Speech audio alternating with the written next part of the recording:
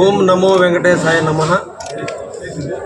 రేపటి నుంచి మన బెల్లూరుకోట క్షేత్రమైనటువంటి కొండబెట్టగుంటలో జరిగేటువంటి బ్రహ్మోత్సవాలలో రేపటి రోజున గిరి ప్రదర్శనతో రేపు 8 గంటలకు ప్రారంభమవుతుంది. ఈ ప్రారంభంతో స్టార్ట్ అయినటువంటి ఈ బ్రహ్మోత్సవాలు 15వ తేదీ రాత్రి ఏకాంత సేవతో ఈ బ్రహ్మోత్సవాలు ముగింపు పలుకుతుంది. ఈ సందర్భంగా ఈ ప్రాంతంలో జరిగేటువంటి ఈ ఉత్సవాలను పురస్కరించుకొని అన్ని కమిటీలను కూడా ఈరోజు మేము ఏర్పాటు చేసుకోవడం జరిగింది. శానిటేషన్ కమిటీని ఏర్పాటు చేశాం.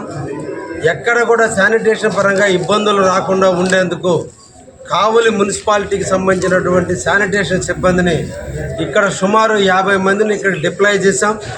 దానికి సంబంధించి 3 మేస్త్రుల ఆధ్వర్యంలో, అదేవిధంగా మా నాయకులు ఆధ్వర్యంలో శానిటేషన్ కార్యక్రమం ప్రారంభమవుతుంది. ఎక్కడ ఎవరికి ఇబ్బందులు రాకుండా జరుగుతుంది. ప్రధానంగా రాత్రిపూట వచ్చేటువంటి భక్తులకి దేవుని యొక్క ప్రతిష్టతను పెంచే విధంగా ఆధ్యాత్మిక శోభకు పలుకుతూ వెంకటేశ్వర స్వామి యొక్క వైభవాన్ని, కీర్తి పతాకాలను ఎగరేసే విధంగా లైటింగ్తో దేదీప్యమాన వెలుగులను ఏర్పడటం కూడా జరిగింది. దానికి కూడా నిరంతరం పర్యవేక్షించేదానికి కూడా మేము కమిటీని ఏర్పాటు చేయడం జరిగింది. ముఖ్యంగా వివిధ ప్రాంతాల నుంచి ప్రజలు 2 వీలర్స్లో, ఆటోల మీద, కార్లలో, బస్సుల్లో ఈ ప్రాంతానికి సంచరించడం జరుగుతుంది. ఆర్టీసీలో వచ్చే వాళ్ళందరినీ కూడా గేటుకు అవతల ఆర్టీసీ ఆపి అక్కడి నుంచి దించి వాళ్ళని కాలినడకన ఇక్కడికి రప్పించడం జరుగుతుంది. వీఐపీ కార్లన్నిటి గుడి దగ్గరలో ఉండే వీఐపీ పార్కింగ్లో ఉండేటట్టుగా పోలీసు వారి ఆధ్వర్యంలో వీవీఐపీ పార్కింగ్ను కూడా ఏర్పాటు చేయడం జరిగింది. ఎవరైతే వీవీఐపీ ఉన్నారో వారందరినీ కూడా కొండ మీద వరకు వాడిని, అంటే ఎమ్మెల్యేలు, కలెక్టర్లు, అటువంటి వాళ్ళందరినీ కూడా కొండ మీద దాకా తీసుకొచ్చి వాళ్ళని స్వాగత సత్కారాల మధ్య దేవుడి దర్శనానికి తీసుకుపోయి వాళ్ళ పేరు మీద అర్చన చేపించి తర్వాత వాళ్ళకి ఆశీర్వచనం ఇచ్చే కార్యక్రమాన్ని కూడా ఈరోజు స్వీకారం చుట్టడం జరిగింది. తిరుమల ఇది కొండబెట్టగుంట దేవస్థాన కమిటీ. దానికి కూడా మేము 4 మండలాలు, టౌన్కి సంబంధించినటువంటి అధ్యక్షులు అందరినీ కూడా దాంట్లో నిమగ్నం చేశాం. వాళ్ళ కమిటీలు నిర్వహించడం జరుగుతుంది. వారి ఆధ్వర్యంలో అందరినీ కూడా సాదరంగా ఆహ్వానించి ఎక్కడ హైవే దగ్గరే వీఐపీ పాసులు లేదా వీవీఐ పాసులు ఇచ్చి వారందరినీ కూడా ఇక్కడి వరకు తీసుకొచ్చే కార్యక్రమానికి కూడా కమిటీలు నిర్వహించడం జరిగింది. అదేవిధంగా వచ్చినటువంటి భక్తులకి దాహర్తి తీర్చేందుకు, ఎవరికి కూడా అసౌకర్యం జరగకుండా ఉండేందుకు, వాటర్ సమయానికి అందించేందుకు కూడా వాటర్ కూడా ఒక కమిటీని కూడా ఏర్పాటు చేశాం. ఆ కమిటీ వారు ఎక్కడికక్కడ వాటర్ సప్లై చేసి ఎవరికి కూడా ఇబ్బందులు తలెత్తకుండా అన్నీ కూడా పర్యవేక్షణ జరుగుతుంది. ముఖ్యంగా పోలీసు వారి పర్యవేక్షణలో కొండబెట్టగుంట ప్రసన్న వెంకటేశ్వర స్వామి దగ్గర తప్పు ఎవరు చేసినా వాళ్ళ జీవితంలో తప్పులు అనుభవించక తప్పదు. ఇక్కడ థెఫ్ట్ జరిగినా, మోసం చేసినా, ఎవరినైనా ఇబ్బంది పెట్టినా కూడా ప్రసన్న వెంకటేశ్వర స్వామి యొక్క కీర్తి, వెంకటేశ్వర స్వామి యొక్క మహిమ చాలా గొప్పది. కాబట్టి కావలి నియోజకవర్గంలో ఉన్నటువంటి ప్రజలందరూ స్వేచ్ఛగా వెంకటేశ్వర స్వామిని దర్శించుకునేదానికి పోలీసు వారు మఫ్టీలో ఉంటారు. అదేవిధంగా పోలీస్ బందోబస్తు ఉంటుంది. ఎవ్వరు కూడా దేవుడి దర్శనానికి వచ్చేటప్పుడు విలువైన ఆభరణాల కంటే కూడా దేవుడిని దర్శించడానికి రండి. విలువైన ఆభరణాలు తీసుకొచ్చి థెఫ్ట్కి గురైన బాధపడొద్దని సందర్భంగా కావలి నియోజకవర్గ ప్రజానీకాన్ని కూడా కోరుకుంటున్నా. మీకు ఎట్టి పరిస్థితుల్లో ఇక్కడ ఎటువంటి ఇబ్బందులు లేకుండా చూసేదానికి ఈరోజు పోలీసు వారు, ప్రభుత్వ యంత్రాంగం కూడా అప్రమత్తమైంది. ఎట్టి పరిస్థితుల్లో ఇక్కడ అందరూ కూడా మీకోసం మీకు సేవలు అందించేదానికి సిద్ధంగా ఉన్నారని కూడా తెలియజేస్తున్నా. ముఖ్యంగా కరెంటు డిపార్ట్మెంట్ వారు 24/7 కరెంటు ఉండేటట్టుగా శాశ్వతంగా కూడా ఈరోజు 3 ఫేజ్ కరెంటు కూడా కొండ మీద దాకా లాగారు. ఈ సందర్భంగా వారు ప్రత్యేకంగా అభినందిస్తున్నా. వారి సూపర్వైజర్లో ఎక్కడ కూడా కరెంటు అవాంతరాలు రాకుండా, ఒకవేళ పరిస్థితులు ఎక్కడన్నా వచ్చినా కూడా ఇమీడియట్ జనరేటర్ సమక్షంలో ప్రజలకు ఏ సౌకర్యం లేకుండా ఉండేటట్టు కూడా చూడటం కూడా జరిగింది.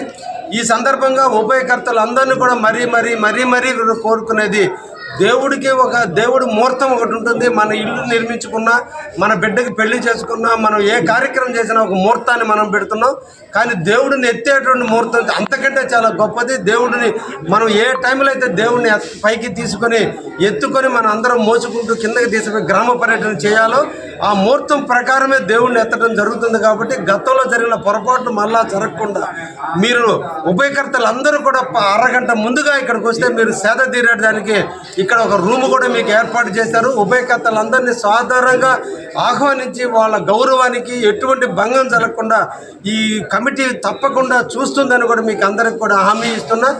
తప్పకుండా మీరందరూ కూడా ముందుగా వచ్చండి. దేవుడిని మనందరం బయట వ్యక్తులు, కానీ దేవుడు తిరిగేది ఈ 2 ఊర్లు కొండ పెట్టుకుంటా పాత పెట్టుకుంటా ఆ ప్రజల యొక్క మనోభావాలు, వాళ్ళని దేవుడిని దర్శనానికి టయానికి తీసుకుపోయి వాళ్ళ ఆరతలు ఇచ్చే విధంగా, టయానికి తీసుకెళ్ళి వాళ్ళ దేవుడి దర్శనం చూపించే విధంగా మనం చేసినప్పుడే మన ఉభయకర్తలుగా మేము మీరు అందరూ చేసిన దానికి ఆ కీర్తి దేవునికి ఎడల ప్రేమ అనురాగాలు పెరుగుతాయి. కాబట్టి తప్పకుండా ఉభయకర్తలు సహకరించండి, కలిసి రండి అని చెప్పి సందర్భంగా వారిని కూడా వేడుకుంటున్నాం.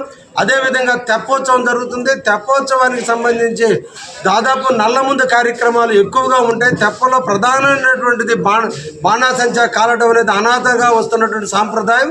ఎందుకంటే దేవుడిని మంగళ వాద్యాల మధ్య దేవుడిని ప్రదర్శించడం జరుగుతుంది. కాబట్టి దేవుడు ఆద్యంతంగా కూడా పుష్కరంలో తిరుగుతున్నప్పుడు 3 చుట్లు కానీ 5 చుట్లు తిరిగినంత కాలం మంగళ వాయిద్యాలు మనకి అందరికీ వినిపించవు. కాబట్టి ఆ వాయిద్యాలకు బదులుగా దేవుడి సమక్షంలో మంగళ వాయిద్యాలు వస్తే ప్రజలందరి సమక్షంలో టపాసుల మధ్య డ్రమ్ముల మూతల మధ్య ఈ రోజున నల్లమందును కాల్చడం జరుగుతుంది. ఈ సందర్భంగా ఎటువంటి విపత్కర పరిస్థితులు జరగకుండా పోలీసు అప్రమత్తంగా ఉంటుంది, నిర్వాహకులు అప్రమత్తంగా ఉండబోతున్నారు. ప్రజలు కూడా దానికి తగ్గట్టుగానే అందరిని ఒకరినొకరు సహకరించుకుంటూ అందరూ దేవుడి దర్శనానికి వచ్చిన వాళ్ళు కాబట్టి సహకరించండి అని చెప్పి మీ సందర్భంగా కోరుతున్నాం. దానికి సంబంధించి సోమశిల నీళ్లు కూడా కోనేరు నింపడం కూడా జరుగుతుంది. అక్కడ ఈ కొత్త మూతల మధ్య ఈ రోజున నల్లమందును కాల్చడం జరుగుతుంది. ఈ సందర్భంగా ఎటువంటి విపత్కర పరిస్థితులు జరగకుండా పోలీసు అప్రమత్తంగా ఉంటుంది, నిర్వాహకులు అప్రమత్తంగా ఉండబోతున్నారు. ప్రజలు కూడా దానికి తగ్గట్టుగానే అందరిని ఒకరినొకరు సహకరించుకుంటూ అందరూ దేవుడి దర్శనానికి వచ్చిన వాళ్ళు కాబట్టి సహకరించండి అని చెప్పి మీ సందర్భంగా కోరుతున్నాం. దానికి సంబంధించి సోమశిల నీళ్లు కూడా కోనేరు నింపడం కూడా జరుగుతుంది. అక్కడ ఈ కొత్తగా నూతన ఒరవడికి, పచ్చదనానికి, పరిశుభ్రతకి తావిస్తూ స్వచ్ఛాంధ్ర స్వచ్ఛ భారత్కి నిదర్శనంగా అటు మోడీ ఇటు చంద్రబాబు గారి నాయకత్వంలో పచ్చదనానికి హరిత విప్లవానికి నాంది పలికిన తరుణంలో అదేవిధంగా ఈ ప్రాంతం అంతా కూడా రైతులకి పాడి పంటలతో పచ్చటి పైర్లతో ఉండేటువంటి వెలసిల్లినటువంటి ఈ ప్రాంతంలో రేపటి రోజున కోనేరులో జరిగేటువంటి తెప్పోత్సవం కూడా పచ్చదనమైనటువంటి విధానంతోనే రేపటి రోజున ప్రజలందరికీ కనువిందుగా ఉండేటట్టుగా కూడా ఈరోజు తెప్పోత్సవాన్ని నిర్వహించడం జరుగుతుంది. అదేవిధంగా ఈ సంవత్సరం చిన్న ఉత్సవాలతో కళ్యాణం నిర్వహించుతున్నారు. కాబట్టి ఆ ఉత్సవానికి సంబంధించిన కళ్యాణానికి ఈ రోజున మొట్టమొదటిగా రాష్ట్ర చరిత్రలో కొండబెట్టుకుంట చరిత్రలో ఏ దేవస్థానాలకైతే అధిపతిగా మంత్రివర్యులుగా ఉంటున్నారో అటువంటి మంత్రివర్యులైనటువంటి ఆనం రామనారాయణ రెడ్డి గారు ఈ రోజున కళ్యాణం రోజు ఆయన చేతుల మీదుగా కూడా కళ్యాణ తలంబరాలు, ముత్యాల తలంబరాలు తీసుకొని ఆయన ఈరోజు వెంకటేశ్వర స్వామి సన్నిధికి వచ్చి ఆ దేవుని కృపకి ఆయన కూడా రావుతుంది. ఇది ఒక శుభ సూచకానికి నాంది పలుకుతుంది. అదేవిధంగా అనాథనంగా వస్తున్నటువంటి ధర్మం ప్రకారం ఈ ఉభయకర్తలుగా ఉన్నటువంటి బేదా మస్తాన్ రావు గారు వారి యొక్క సతీమణి, అదేవిధంగా సోదరుడు రవిచంద్ర గారు వాళ్ళ సతీమణి, అదేవిధంగా దానికి సంబంధించి వింజం కొండపనాయుడు గారు మనవరాళ్ళు ఇద్దరు కూడా ఈ రోజున వాళ్ళు కూడా తలంబరాలు తీసుకురావడం జరుగుతుంది. అయితే వెంకటేశ్వర స్వామి కళ్యాణానికి వచ్చేటువంటి ఉభయదాతలందరినీ కూడా మేము కోరుకునేది, కళ్యాణం చేసే టైంలో ఉభయకర్తలు మాత్రమే పందిరిలో కూర్చోవాలి, మిగతా నేను సహా కింద కూర్చోడానికి సిద్ధపడుతున్నాననే విషయాన్ని ఈ సందర్భంగా మీకు అందరం కూడా తెలియజేస్తున్నా. దేవుడి దగ్గర మనందరం కింకరులు సాధారణంగా ఆహ్వానించింది మనం మంత్రివర్యులు కాబట్టి మంత్రివర్యులు అదేవిధంగా ఉభయదాతలు 4 కుటుంబాలు మాత్రమే పైన కూర్చొని అందరం కూడా దేవుడిని తిలకిద్దాం, దేవుడి దగ్గర కింకరులుగా బతకదాం, దేవుడికి సేవ చేద్దాం.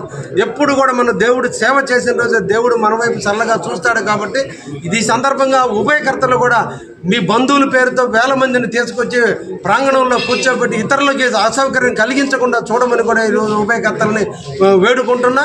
అదేవిధంగా కళ్యాణాన్ని తిలకించాలి, కళ్యాణం జరిపించుకోవాలి. నూతన దంపలు వెంకటేశ్వర స్వామి కళ్యాణం చేయాలని 2116 కట్టి కళ్యాణానికి కూర్చున్నటువంటి వ్యక్తులు కూడా ముందుగా వాళ్ళకి స్థానాలు కల్పించడం కూడా మా బాధ్యత. కాబట్టి ప్రజలందరూ కూడా సహకరించండి. మన ప్రాంతంలో కళ్యాణం కూడా నిర్విఘ్నంగా జరిగి ఆయన ఆశీస్సులు మన అందరికీ ఉండే విధంగా సహకరించే విధంగా కూడా ప్రజలు ఉభయకర్తలు అందరూ కూడా కలిసి రావాలని సందర్భంగా వారిని కూడా కోరుకుంటున్నాం.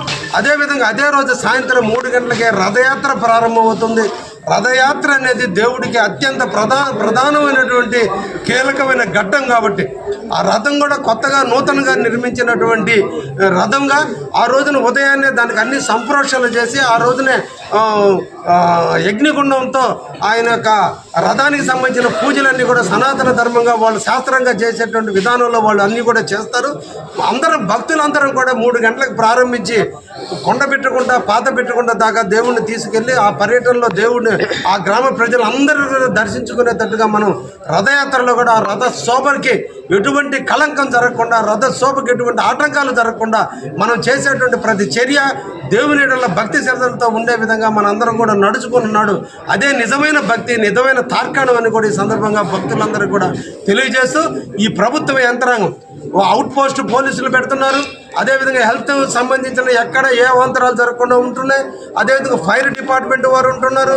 ఇరిగేషన్ డిపార్ట్మెంట్ నీళ్ళన్నింటినీ పర్యవేక్షిస్తూ ఇరిగేషన్ డిపార్ట్మెంట్ ఉంటుంది. పంచాయతీరాజు ఆర్ఎన్బి డిపార్ట్మెంట్ రోడ్లన్నింటినీ కూడా ఇప్పటికే సుందరీకరణం చేయడం జరిగింది.